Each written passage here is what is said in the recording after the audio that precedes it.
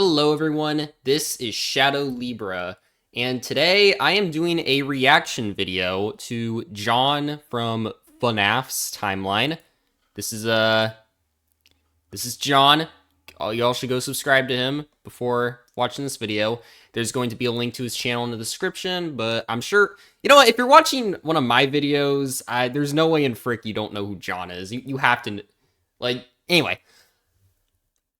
Go subscribe to his channel. I'm very excited to see what he has to say in this timeline. This video is like an hour long, so this might be 2 or maybe even 3 parts, depending on how long it takes me to react to the whole timeline.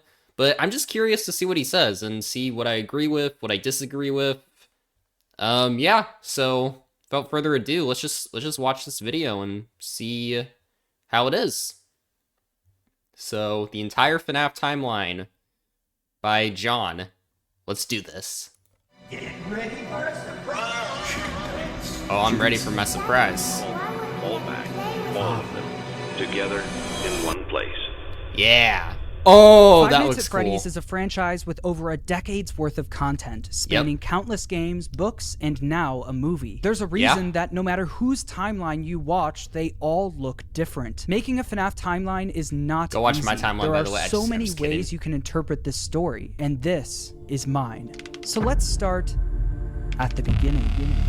1970s. Back in the 70s, a company called Fredbear Entertainment got its start by creating different props and mascot costumes for carnivals, and specifically for something called the Fall Fest. The Fall Fest featured various mascot characters, such as a bird, an elephant, and the most popular of all, Fredbear and Bonnie. These specific mascot costumes were so popular, Fredbear Entertainment opened a dedicated restaurant for them called Fredbear's Family Diner, featuring the same Fredbear and Bonnie mascot costumes from the Fall Fest. Okay, What so I Fazbear agree so Entertainment far. didn't account for, though, was one of their animatronics from the Fall Fest going rogue, Oh, the mimic. The ending mimic. in a giant fire, with most of everything from the Fall Fest being destroyed. Wow. Yo, this looks cool. Okay. Ah, this looks so fucking cool, dude. And you know what? I agree with everything you said in the beginning parts. Directed and written by John FNAF. The entire FNAF timeline. The specifics about the animatronic that went rogue and the fire are unknown, and will likely be revealed next year in FNAF's next big release. Exactly. Although we don't know much about how this fire occurred, we do know that after the fire, Fazbear Entertainment started phasing out of the mascot costume era. They needed something new. The two men who helped found Fazbear Entertainment, William Afton and Henry Emily, stepped up to the plate. William Afton was mostly the businessman of the two, handling all of the money, while Henry was the more creative one, with him being in charge of building most of the animatronics and props for the company. With the Fall Fest era of the company coming to a close, they were only left with Fredbear's Family Diner, the standalone restaurant created for the Fredbear and Bonnie characters. Yeah. In order to replace the mascot versions of Fredbear and Bonnie, Henry went to work on new versions of the characters, eventually creating the new Fredbear and Spring Bonnie. The same characters, but with new designs and new suits. Henry called them Springlock suits. These suits are able to double as both an animatronic and a suit that the employees could wear. To switch the suit from animatronic mode to suit mode, the employees could use a hand crank to pull back the animatronic parts, leaving room for them to climb inside. The Love the spring locks detail. that were helping to hold back those animatronic parts were very sensitive though, and with even a little bit of moisture, the spring locks could potentially snap shut, crushing and killing whoever was inside. But if that ended up happening, Fazbear Entertainment had some common sense procedures set in place. In case that the spring locks Common become loose while sense. you are wearing a suit, please try to maneuver away from populated areas before bleeding out, as to not ruin the customer experience. Don't ruin the customer's Fredbear's Family experience. Diner ended up being super successful for William and Henry, so much so that other companies tried replicating it. Another company proceeded to rip off Fazbear Entertainment's old mascot characters by creating Pizza their Playground. own animatronic versions of them. The leader of the group was Ned Bear, a direct copy of Fredbear, followed by a hippo, an elephant, and a frog. All characters from the Fall Fest, and all with slightly different designs to avoid copyright issues. use. But while the rival company was able to replicate the designs, they could not replicate Henry's state-of-the-art technology. Their robots were poorly made and had to have giant batteries with exposed wires on stage with them. Naturally, the rival company failed and ended up being bought out by Fazbear Entertainment. With all of the success from Fredbear's Family Diner, William and Henry decided to branch out and create more characters for a new restaurant. In 1983, William and Henry opened Freddy Fazbear's Pizza, featuring Freddy Fazbear, Bonnie, Chica, and Foxy. With the opening of Freddy Fazbear's Pizza, Fazbear Entertainment was experiencing success like they've never seen before. But with two restaurants now open at the same time, more success also meant more work for William and Henry. The duo were so wrapped up in work that they started neglecting their own families. William was the father of 3 kids, the eldest, Michael, the crying child, and Elizabeth. The crying child has yet to have a 100% confirmed name, so for this video, I agree with the middle name. I agree with the Garrett one.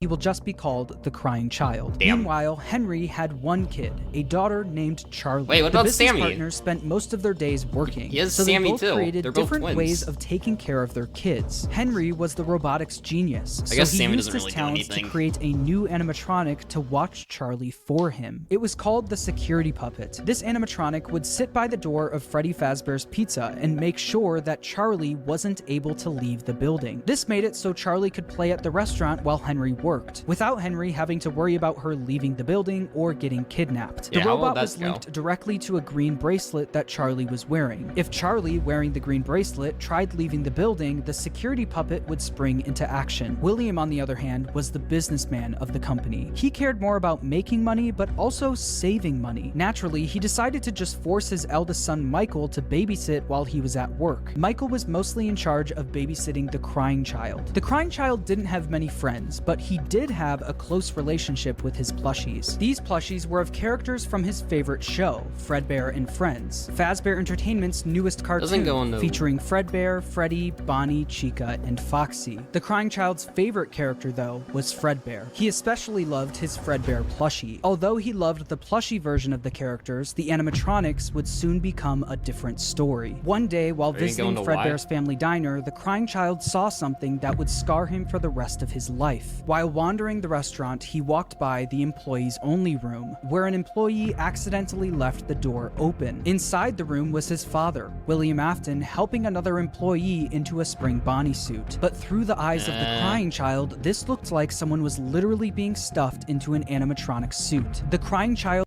No, that's where I have a disagreement. I do think it's possible that, like, what Garrett really saw was the nightmare animatronics, since in Sister Location, you do see that the white dot, like, in the center of the experiment rooms is, like, where the player stands. The white dot's also in the plush trap hallway, and the only other spot for the white dot is Garrett's bedroom. So I do think the nightmares is shown to be what he actually saw. But anyway.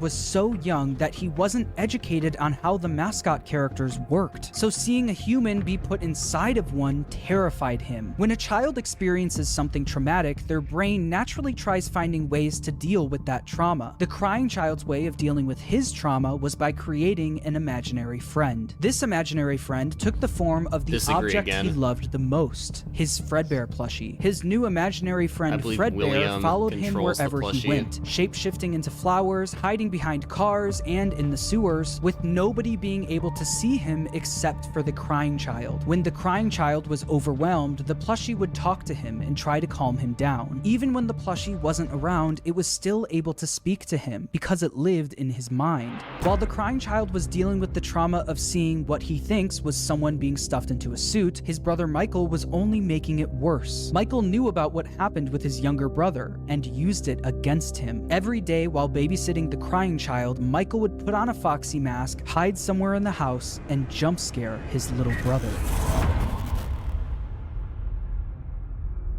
Ooh, I like the animation in this. I think the only disagreement I have so far is what Garrett saw.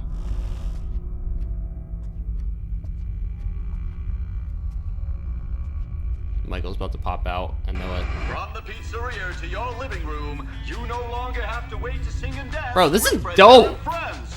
Weeknights at 8, 7 Central. Only on... This is freaking awesome. Michael?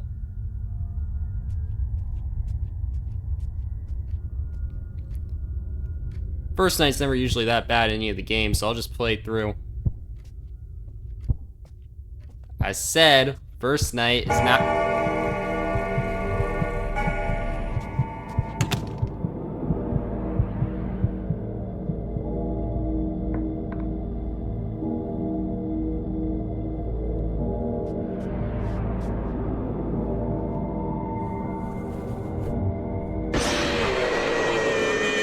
I was expecting it, and it still scared me. Through all of Michael's bullying, the crying child's imaginary friend Fredbear would comfort him and talk him through the situation, saying, "You know he is hiding again. Be careful. Tomorrow is another day." Michael wasn't the only one bullying the crying child, though. The local kids in the neighborhood heard about why the crying child was so scared of the pizzeria, even making up fake rumors related to what the crying child thought he saw there. "You'd better watch out. I hear they come to life at night. And if you die, they hide your body and never tell anyone." But all of this bullying would come to a head on one special day, the crying child's birthday. Ironically, his birthday party was being held at Fredbear's family diner. Because he was so terrified of being at the pizzeria, he hid under the table, not knowing that Michael and his friends were nearby, planning a prank that would go terribly wrong.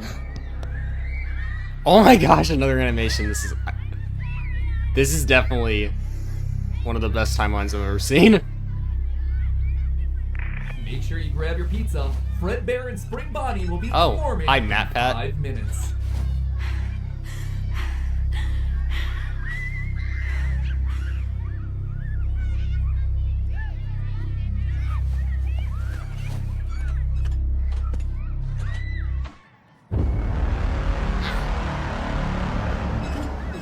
Oh, damn!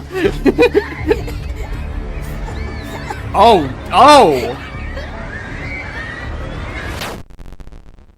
Yeah, Michael and his friends lifted nice. the crying child up to, quote, give Fredbear a big kiss, and Fredbear bit down on him, leaving his body to go limp. Michael and his friends quickly stopped laughing. Because of Michael's immature behavior, his terrified younger brother paid the ultimate price. Although the crying child was badly hurt, he didn't immediately die. Because of the immense brain damage, he slipped into a coma. After being treated at a hospital, the crying child was taken home so he could be comfortable, surrounded by his only friends, his plushies. In the crying child's final moments, Michael decides to apologize for what he's done, saying, "Can you hear me? I don't know if you can hear me.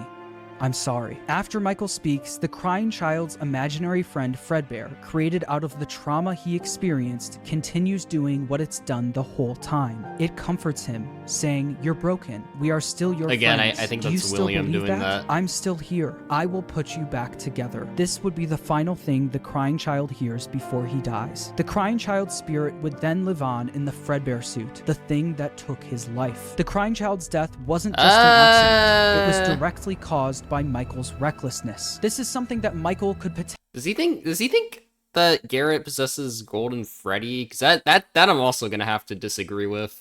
potentially face jail time for, so it needed to be covered up. Since the crying child was being kept at home, no one else knew that he ended up passing away. So William and Michael ended up burying the crying child's body in the middle of the woods where no one would find him. No tombstone, no flowers, just a pile of dirt, an unmarked grave, and a lifetime's worth of guilt that Michael would have to live with. Shortly after the incident, Fredbear's family diner was quickly shut down, and Fredbear was completely wiped from existence. The Fredbear and Friends TV show turned into Freddy and Friends on tour. The Fredbear and Spring Bonnie Springlock suits also ended up being moved into the back room of Freddy Fazbear's Pizza, mainly being used as spare suits if one of the Freddy's animatronics broke down. The death of William Afton's youngest son was a pivotal moment in this story, specifically William Afton's story. This was the first domino to fall. A father losing his son is a traumatic situation, and while any other father would take time to grieve, be sad, and properly deal with such a big loss, William Afton took a different route. Afton definitely was upset about his son dying, but it wasn't because he felt bad for his son, it was because it was embarrassing to him. William Afton was a narcissist. He had little to no empathy. All he cared about was work. I thought this dude was about to go on full will care.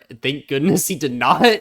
because Wilcare's just not true. And comparing himself to Sorry, his business Will partner, Care Henry. believers. Henry had a wife, a kid, and a talent for robotics that Afton was utterly jealous of. The death of the crying child sent Afton over the edge because while Henry's family was still perfect, his was now broken. Henry and William had different ways of taking care of their kids. And while Afton employing his eldest son failed, Henry's security puppet succeeded. Henry's daughter, Charlie, lived on. Afton had a hard time dealing with this feeling of embarrassment. He started becoming an alcoholic, frequently visiting the local bar called Junior's. One night, though, after drinking a little too much and getting kicked out of the bar, he decided that he was going to settle the score with Henry. Afton, drunk and filled with rage, drove from the bar to Freddy Fazbear's Pizza, where he knew Charlie was being watched over by Henry's security puppet. Afton planned on risking everything to kill Henry's daughter, Charlie. He didn't care if he got caught, and he didn't care if he went to prison. But when Afton got to Freddy's, he noticed that Charlie was standing outside by herself. It turned out that some bullies were able to trap the security puppet in its... So I do think that it's actually Charlie who died first and then Garrett after him. It seems like John thinks that Garrett's the first death and then Charlie after that, so... I just think Charlie being the first victim makes more sense, mainly due to the novel trilogy. Charlie's death and then Henry rebuilding her as a robot right afterwards is what kind of sparked William's whole journey into being interested in the supernatural. So I just think it makes sense for the games to do that as well. But anyway, let's keep going. Charlie outside the building, giving Afton the perfect opportunity to kill Charlie outside of the pizzeria. The security puppet was eventually able to escape its box and went looking for Charlie. As Afton sped away, the puppet noticed that Charlie was outside in the pouring rain. It then did what it was programmed to do and went to protect her.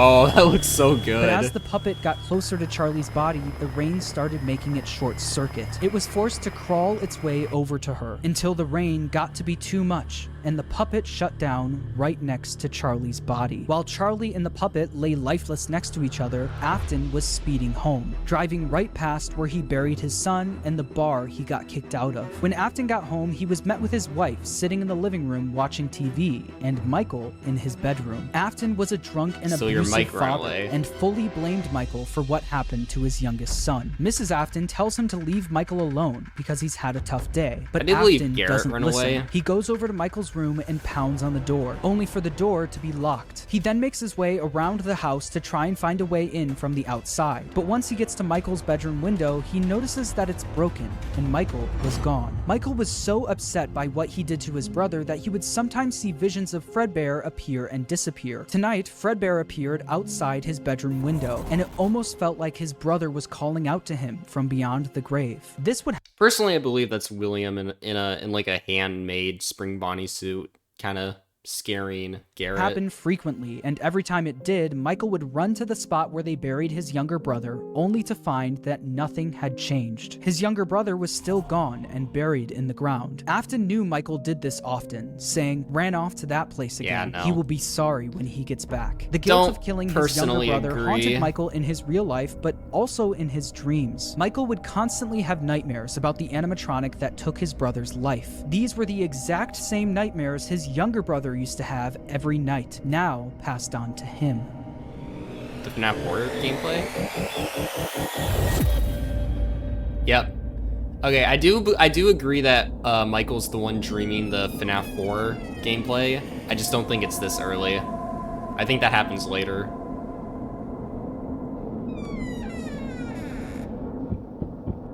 Uh-oh. I love the creepiness of this, though.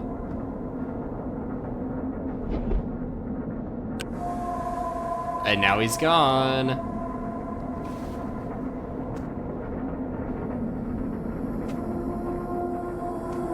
Oh my!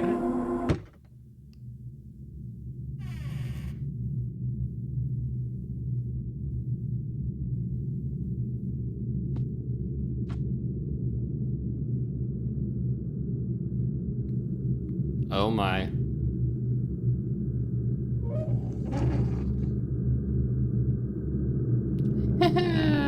Hi there.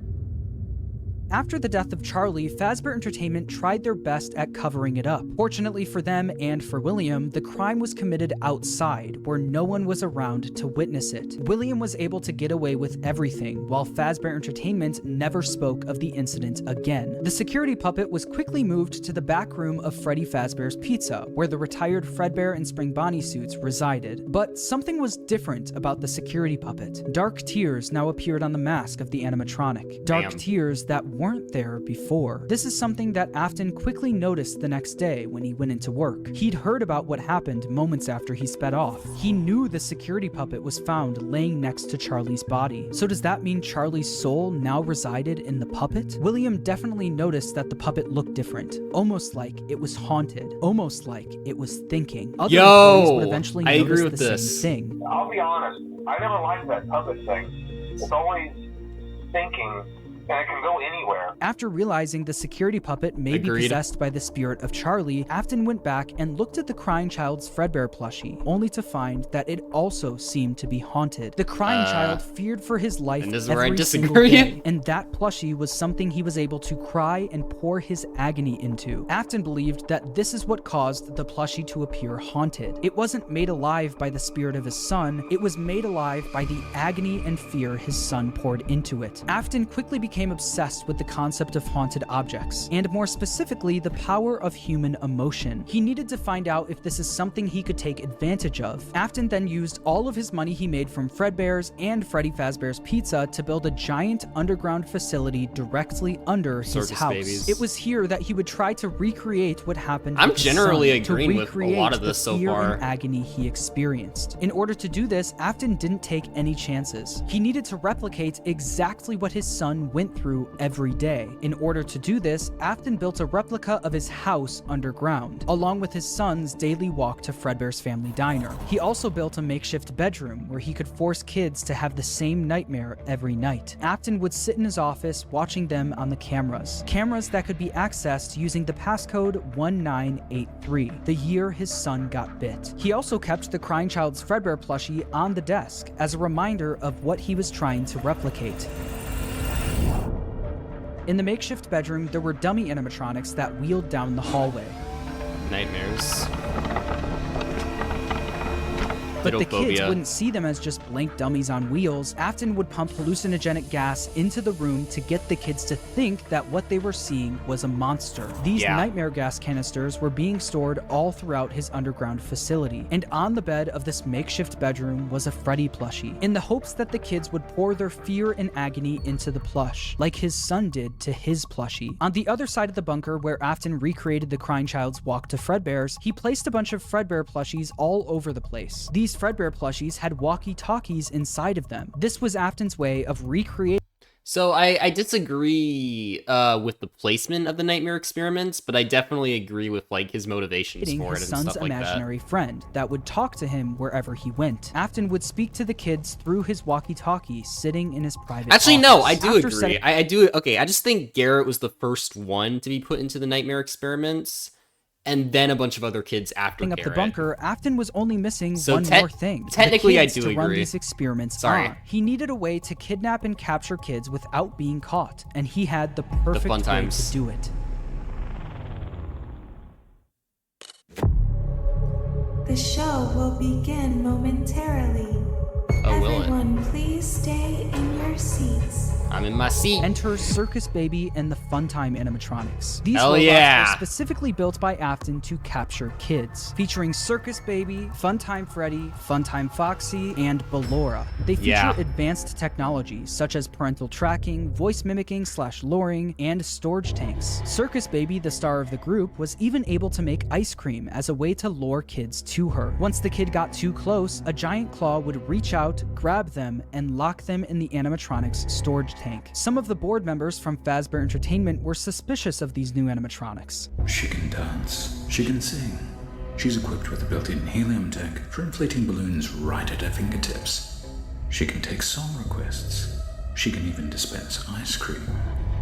With all due respect, those aren't the design choices we were curious about, Mr. Afton. Afton even created a new restaurant for these animatronics called Circus Baby's Pizza World. Elizabeth, William Afton's daughter, was fascinated by Circus Baby. All she wanted to do was play with her, but Afton wouldn't let her. Daddy, why won't you let me play with her? We let the other children go see her. Why won't you let me go? He strictly told her to stay away from the animatronic, but one day, she didn't listen. On the opening day of Circus Baby's Pizza World, another domino would fall in Afton's life. And Elizabeth would soon be the victim of his terrible misdeeds. I can do something special. Did you know that? I love how the eyes are currently blue. I can make ice cream, although I only did it once. What a wonderful day, though. I was in a small room with balloons and a few tables. I would always count the children. I'm not sure why. You're not sure why? They usually played together in groups of 2 or 3. There were 4, then 3, then 2, then 1. Time to play. Ooh, yeah! This ain't gonna end well, Elizabeth. Elizabeth, you're my favorite character, but you kind of need to die for the stuff I like about you to happen. Ice cream. Yeah, ice cream. You want some ice cream? Womp womp. Something happened when there was one. I was no longer myself.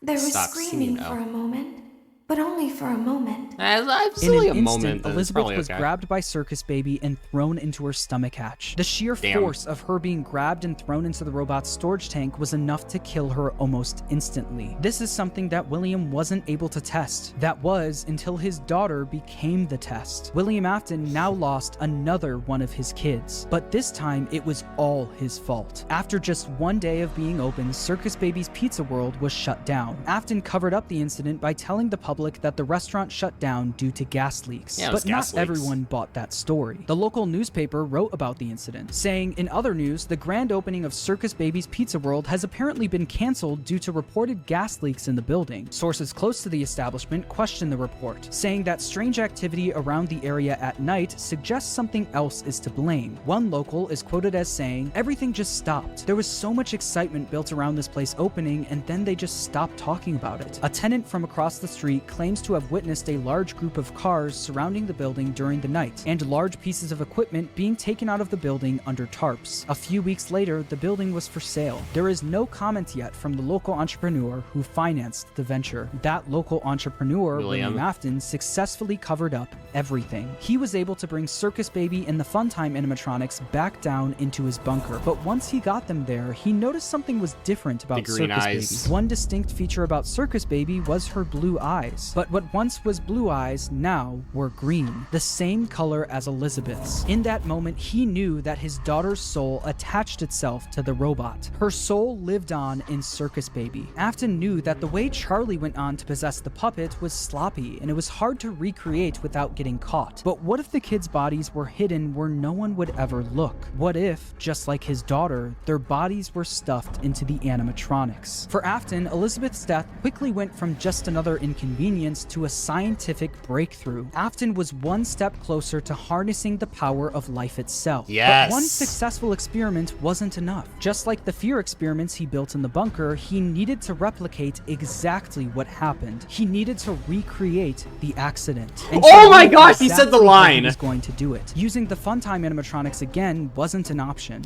He said the line from the fourth closet, recreate the accident. Circus Baby's Pizza World was shut down, and the public was already getting too suspicious of the animatronics. But he didn't need the Funtime animatronics. He was going to run the experiment himself.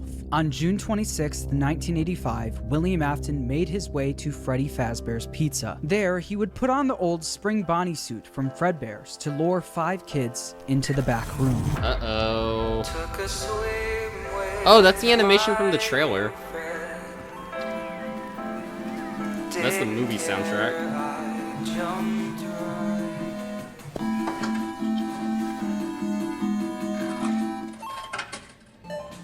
Fruity Maze. Hello.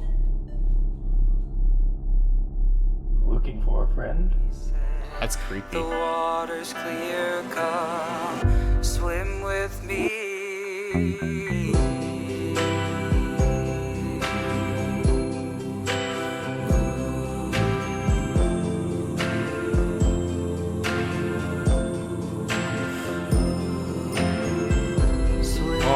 I'm sorry. Follow the yellow rabbit, kid. He's your friend. Oh, is it the plushie for each kid he's wearing?